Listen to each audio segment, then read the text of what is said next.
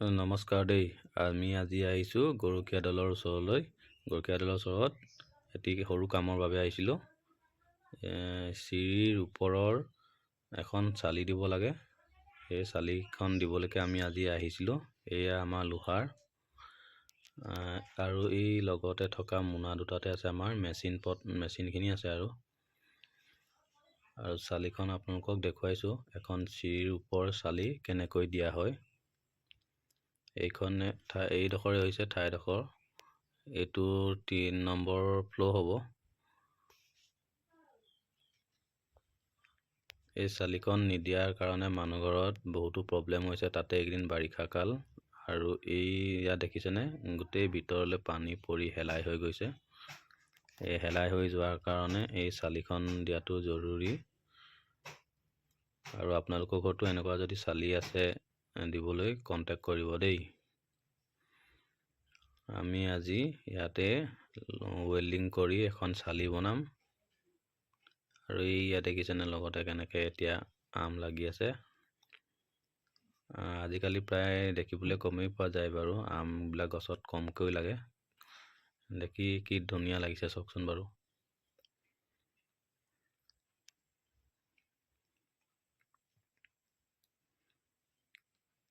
আমি এতিয়া ৱেল্ডিঙৰ কাম আৰম্ভ কৰিব লাগিব।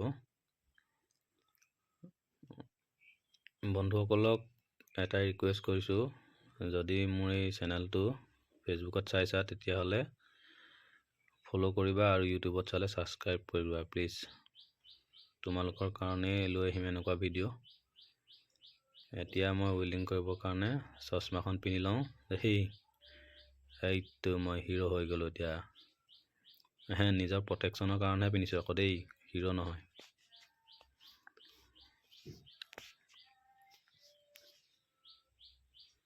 এয়া আমাৰ টিং পালেহি। টিং আহিছে 4খন টিং, 19 ফুটীয়া।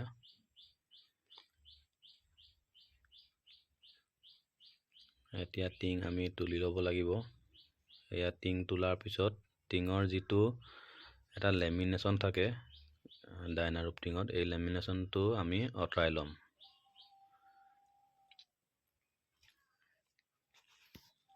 আপোনালোকেও যদি ঘৰত এনেকুৱা টিং ব্যৱহাৰ কৰে তেন্তে টিংটো লগোৱাৰ আগত এই পলিথিনটো এৰুৱাই ল'ব। এই পলিথিনটো থাকিলে বেয়া। বহুতে এৰুৱাই লয় বাৰু, কিন্তু বহুতৰ ঘৰত কিন্তু এনেকৈ এৰুৱাই নোলোৱাকৈও মৰা আমি দেখিছোঁ। কিন্তু তাত কি হয়, টিঙৰ মানে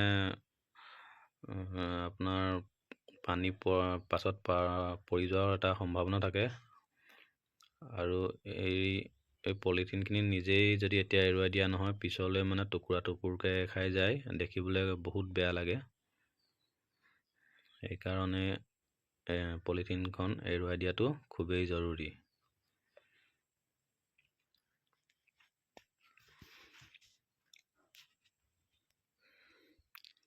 এয়া আমাৰ চালি বনাই হৈ গ'ল। কিন্তু মই আপোনালোকক ভিডিঅ' দেখুৱাব নোৱাৰিলোঁ।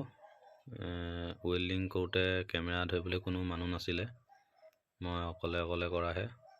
এয়া ঘৰৰ মানুহে পলিথিন এৰুৱাই দিছে আৰু অকণমান সহায় কৰি দিছে। মই যে ভিডিঅ' কৰি আছোঁ কোনেও গমেই নাপায়।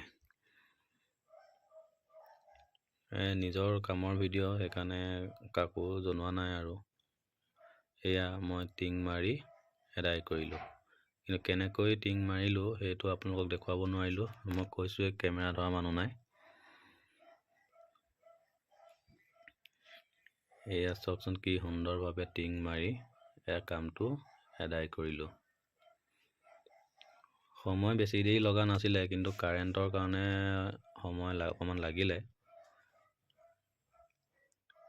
কাৰেণ্টটো নাথাকিলে হয়তো আমাৰ 2 ঘণ্টাত এদাই হৈ গ'লহেঁতেন, কিন্তু কাৰেণ্টটোৰ কাৰণে অকণমান প্ৰব্লেম পাই লাগিলে আৰু 5 ঘণ্টামানেই লাগিছে। কাৰেণ্টটো বহুত দেৰি কাটি দিলে মাজতে।